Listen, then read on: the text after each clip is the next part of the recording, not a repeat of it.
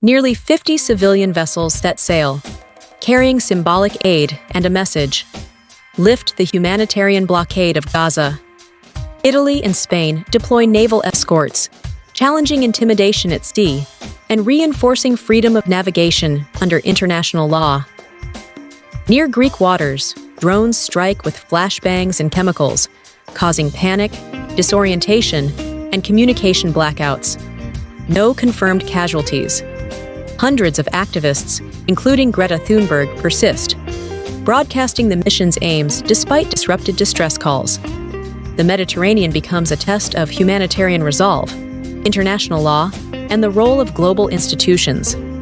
For more breaking coverage and expert analysis, visit www.ghaznavinews.site.